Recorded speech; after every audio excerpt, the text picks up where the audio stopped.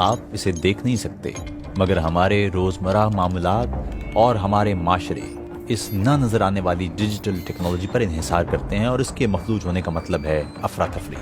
मगर ऐसा क्यों है और इससे फायदा कौन उठा सकता है? जदीद माशरों को एक इंसानी जिस्म की निस्बत से समझा जा सकता है, जहां लातादाद प्रोसेसर्स एक साथ काम करते हैं। जैसे कुछ इंसानी आज़ा हमारी बका के लिए लाजिम हैं, उसी तरह इस डिजिटल स्ट्रक्चर के भी कुछ हिस्से गिर जाएं तो पूरे का पूरा ढांचा मुतासिर हो सकता है। रिवायती तौर पर यह इंतहाई हसास इंफ्रास्ट्रक्चर यूं बना है कि खुदकार अंदाज से चल सके। अस्पताल मिसाल के तौर पर इमरजेंसी पावर जनरेशन के हामिल होते हैं ताकि बिजली चली जाए तो भी वो जिंदगी बचाने वाले आलात चलाते रहें। मगर पिछली 3 दिहाइयों में इस ढांचे का बहुत सा हिस्सा इंटरनेट से जुड़ चुका है और आज ये ढांचा पूरी दुनिया में मौजूद सर्वर से रसाई पर इन्हिसार कर रहा है। जैसे इंसानी जिस्म को किसी बैरूनी दिमाग से जोड़ दिया जाए जो असल दिमाग से लाखों गुना ज्यादा ताकतवर हो।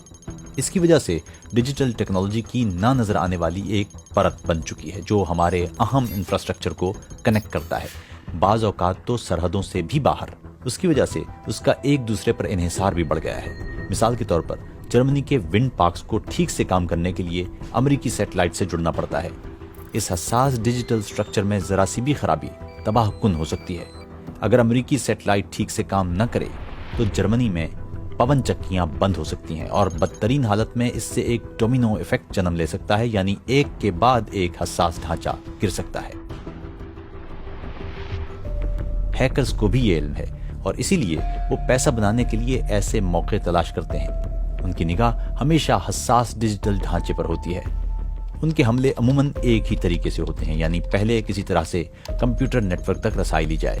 जैसे कोई वायरस मुख्तलिफ तरीकों से हमारे जिस्म में दाखिल होता है, वैसे ही हैकर्स भी मुख्तलिफ तरीकों से सिस्टम्स में दाखिल हो जाते हैं। अमूमन वो अपने आप को बाएतबार राब्तों या लोगों के लॉग इन डेटा के जरिए छुपा कर ये काम करते हैं।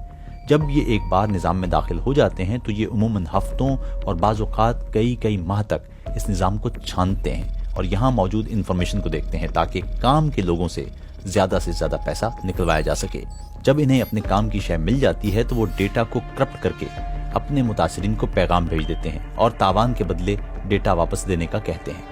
ऐसे में मुतासिरीन के पास 2 ही रास्ते होते हैं, यानी पैसा दें और डेटा वापस ले लें या मुतालिबा रद्द कर दें इस उम्मीद के साथ कि कोई उनका हाईजैक डेटा रिकवर करवा देगा।